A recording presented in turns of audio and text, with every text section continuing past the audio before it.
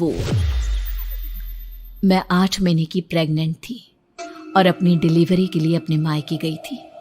माँ ने मुझे फोन पर बताया, घर के पीछे की तरफ जो खाली जमीन थी ना, वहां पर एक नया कमरा बनवा लिया है। इतने सालों के बाद जैसे ही अपने घर में कदम रखा, कुछ अलग सा लगा। माँ, ये घर के पीछे की तरफ नया कमरा बनवाने की क्या जरूरत थी? अरे बेटा, घर के पीछे दूर दूर तक खाली जमीन है। तेरे पापा को कई दिनों से लग रहा था कि यहाँ पर एक कमरा बनवा लेंगे तो ताजा हवा मिल जाया करेगी। अब तो ये सब छोड़ और चल जल्दी से दूध पी ले। माँ, मैं थोड़ी देर में पी लूंगी, आप सो जाओ। मैंने दूध का गिलास उठाकर उस खिड़की में रख दिया। पता नहीं कब आंख लग गई। अचानक से खिड़की के पल्लों के खड़कने की तेज आवाज आई। दूध का गिलास धड़ाम से जमीन पर आ गिरा। जमीन पर गिरते ही दूध का रंग लाल हो चुका था। मैंने खिड़की से झांक कर बाहर देखा। चारों तरफ धूप अंधेरा था।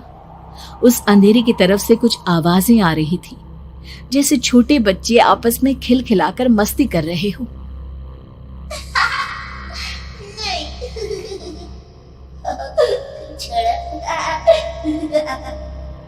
इतनी रात को इतने घनघोर अंधेरे में बच्चों की आवाज कैसे आ रही है?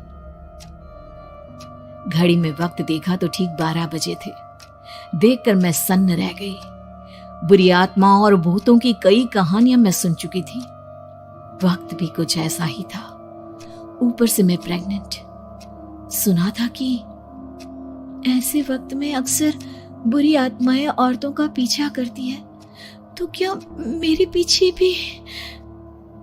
पसीने से तरबतर बड़ी मुश्किल से, जैसे कांपते हाथों से मैंने उस खिड़की को बंद किया।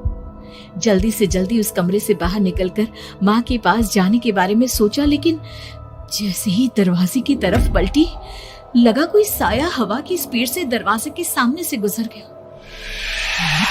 मेरे गले में अटक कर रह गई। मैं जोर से चीख कर माँ को बुलाना चाहती थी, लेकिन वो आवाज खुद मेरे कानों तक नहीं पहुंच पा रही थी। तो माँ तक कैसे पहुंचती?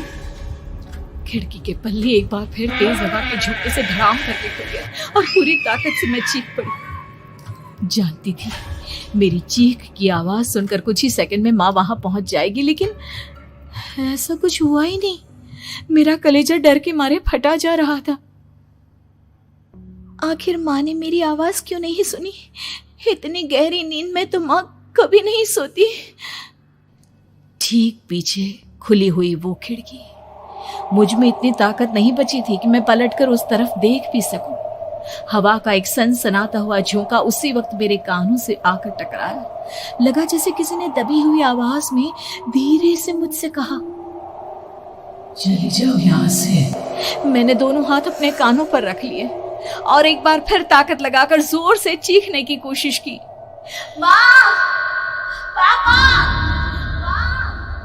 मेरी आवाज उस कमरे की दीवारों से टकराकर वापस मुझे ही सुनाई दे रही थी। जितनी ताकत के साथ मैंने चीखने की कोशिश की थी, कुछ ही देर बाद उससे कहीं ज्यादा तेज और दर्दनाक चीख मुझे सुनाई देने लगी।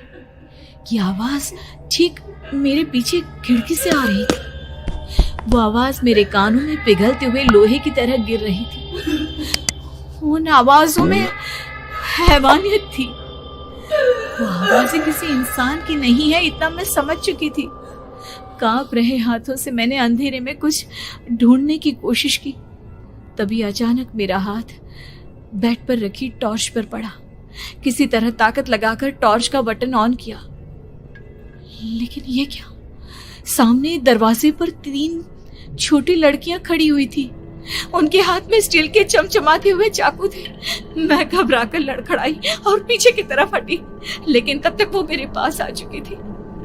उनकी गर्दन टेढ़ी थी और उनके हाथों के वो चाकू मेरे पेट को निशाना बनाने को तैयार। मैं जोर से चीखी, नहीं, छोड़ दो मेरे बच्चे को, मत मारो, मत मारो, छोड़ दो मेरे बच्चे को। सोनाली, क्या हुआ बेटा? तू इतनी डरी हुई क्यों है?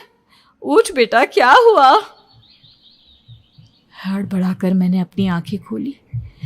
देखा तो दिन निकल आया था। माँ मुझे जगा रही थी। मेरा चेहरा पूरा पसीने से लथपथ था। क्या हुआ बेटा, तुमने कोई बुरा सपना देखा क्या?